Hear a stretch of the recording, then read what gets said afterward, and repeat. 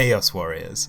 This is a deck that has taken the community by storm over the last week, even so much as to bring Chris Perovic back out from hiding, even if it was just for one day. A deck like this got me thinking, why is a combination of two of the best decks only seeing play right now? The purpose of this video is to answer that very question. I thought I'd start off though by testing the deck to see if it's really as good as everybody says, and I was pleasantly surprised to see that I actually had a positive win ratio, which is pretty good for me because I don't consider myself to be the best player, especially as the person you're seeing on screen who I'm playing against is Ricklar91, who is actually ranked number 1 on our GOAT Discord server, link down below. And I really didn't expect to win this match, but I think I may have just gotten lucky, so I'll leave the gameplay of the duel on the screen and you can watch that while I ramble on about this deck.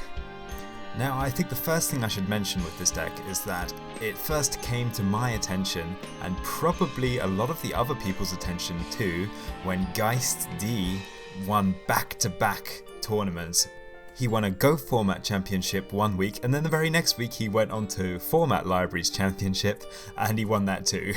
It's worth mentioning that these aren't exactly small events either. They've had at least 30 attendance, I want to say. I could be wrong on that, but I know there was a lot, and it's a very, very impressive feat. I'm not even sure it's been done before. Also, a side note, in each of the finals of both respective tournaments, he was placed against the Nano, who is the creator of that Manticore deck that I showcased last week. I'm sure they're going to start developing a rivalry at some point.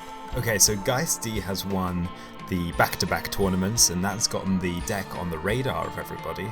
But what is it about the deck that makes it so everyone seemingly wants to play it right now? Well, I think there are a few reasons. One, it's got a lot of familiar cards such as Blade Knight and Skilled Dark Magician. These are cards that are played in the side deck at some Ghost Control matchups, and also in the anti-meta warrior decks of the modern age. But the deck kind of builds off the strengths of both the anti-meta warriors deck and the chaos decks.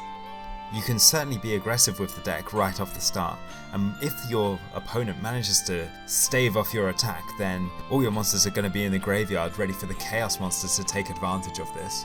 I also think there's been some serious underestimation in regards to Ninja Grandmaster Sasuke. Now, this is a light target with 1800 attack, but its effect is actually better than you might think. So its effect reads that you can destroy a face-up defense position monster at the start of the damage step.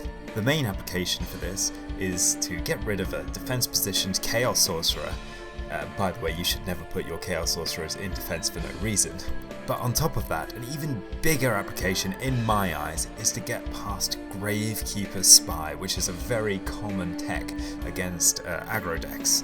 If you can't get past Gravekeeper's Spy in an aggro, you could be walled for ages, and this will give your opponent time to collect cards and deal with your situation, and once you fall behind with aggro, it's difficult to come back. And when you're not having to use your Exiled Force, you're not having to use your DD Warrior Ladies to get rid of what is essentially a vanilla with 2000 defense, then your quid's in. You can have that DD Warrior Lady or that Exiled Force take out a stronger target, or in the case of Exiled Force, you can get rid of a Magician of Faith or something that is a real threat to your deck. If I had to make any changes to this deck, it would be the following. So if you can't tell the difference between the deck I had up before and the deck I have now, I have taken out one Donzalug and one Blade Knight, and instead I've put in an extra Skilled Dark Magician and Azura Priest. I think Azura Priest works really well actually. It's probably the only monster in the deck that deals with Scapegoat in any sort of capacity. And as for the Skilled Dark Magician, most of the targets for reinforcement of the army are light anyway, so if anything the deck will struggle to get the dark monsters in the graveyard. This rationale is also why I cut Blade Knight. We don't need more light monsters in the graveyard in my opinion, and Blade Knight belongs to the deathly 1000 defense club, so it's going to be dying to Tsukiyomi all over the place.